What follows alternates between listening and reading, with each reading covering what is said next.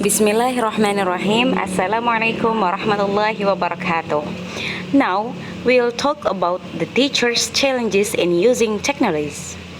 Have fun with my video. For the first, teachers' attitude towards teaching with technology. First, teachers view teaching with technology as a paradigm shift in the structure and the routine of the classroom. Second, the teachers see a need for training that includes the technical aspects of technologies. And for the paradigm shift of this, there are two experts. The first, teachers understand that using technology for learning changes their teaching methods. It's cited Rice and Miller in 2001. From focusing on the whiteboard to focusing on the slide. From mass face by face to May in the house by online learning. And for the second, Sharp side in 2004. Teachers view technology adoption as an important strategy for improving education.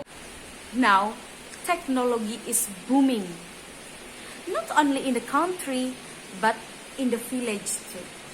And not only an adult who can to use the technology, but a child, he can to use that. For the next, about training. Research has shown that computer training positively impacts teachers' attitudes toward technology. Is say Saishani in 1997. So, say Lee and Thai in 2005 explored secondary teachers and students' attitudes toward constructivist internet-based learning environments.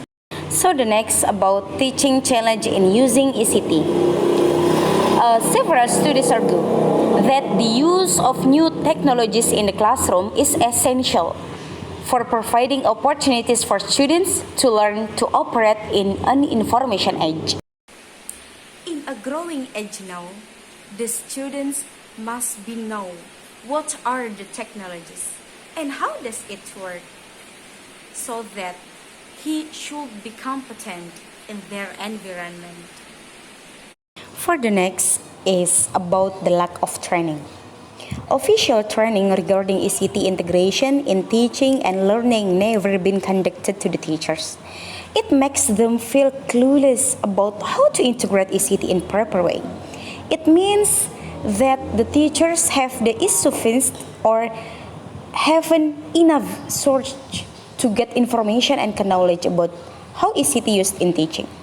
Whereas training could be a way that the teachers can improve their knowledge in using ECT in teaching.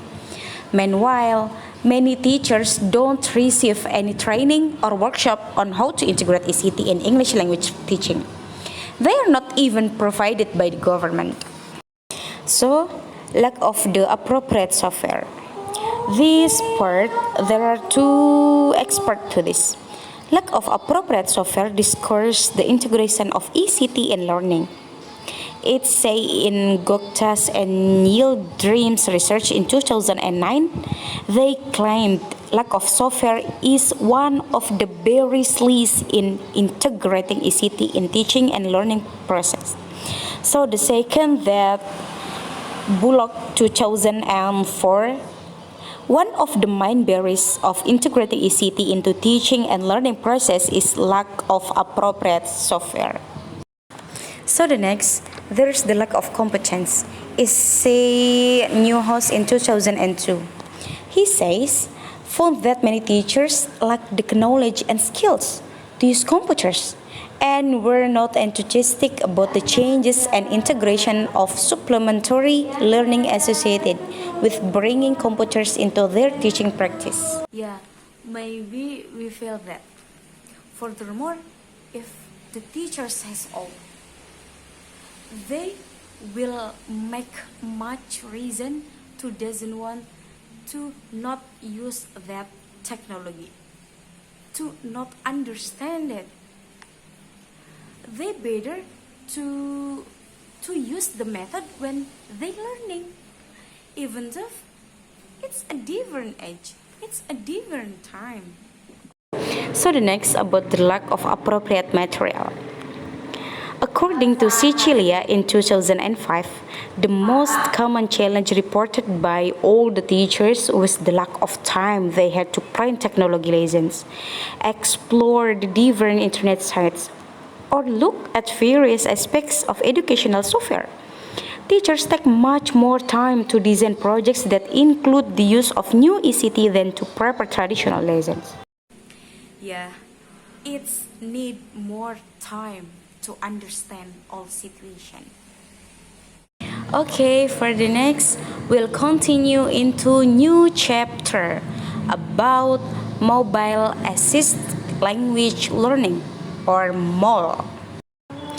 MOL, according to UNESCO in 2013, the tools that enables mobile learning and teaching are mobile phones, table computers, e-readers, portable audio players, and handheld gaming consoles, netbooks, and laptops can also be added to this category. And many advantages and disadvantages of MOL. The advantages are the first, it can be used whenever and wherever. The second, supporting long distance learning. So the third, can increase interaction between students. And so the disadvantages of this is the first, memory capacity, the second is professional skills, and the last is different user interface. And of course, many the challenges of more. The first challenge of mobile learning technology and other technologies is technological determinism. So the second, placing technology and thus mobile learning technology in the center reasons the expected outcomes for the user's benefit. So, the use of MOL in language learning, there are many researches and developments towards the use of wireless technology for different aspects of language learning. In the following lines, it has been tried to demonstrate the benefits of using mobile phones in learning English as a second language. So the next about learning vocabulary. In study, Kennedy and Levy give the learners options to receive message covering noun words in new text through SMS to their mobile phones, amounting 9 or 10 messages per week. The results indicated that the message very helpful for learning vocabulary. For the next about the listening comprehension.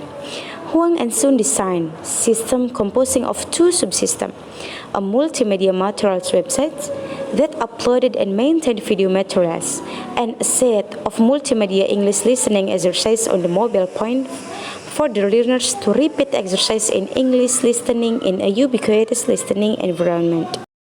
So the next about the learning grammar.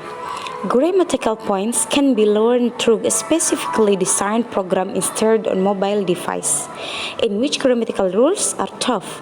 Grammatical exercises can be in the form fill in the blank, which are to be responded by the learners. Grammatical explanations may also be presented to learners via vocal service or short message service. These applications that you can learn about grammar. So about the learning pronunciation. The second generation of mobile devices enable their users multimedia function including listening and speaking ones. A good learning service could consist of speech facilities for transmitting voice. Having such facilities, the learner may download dictionaries with sound functions so they can learn the correct pronunciation. And these some application too that you can learn about your pronunciation.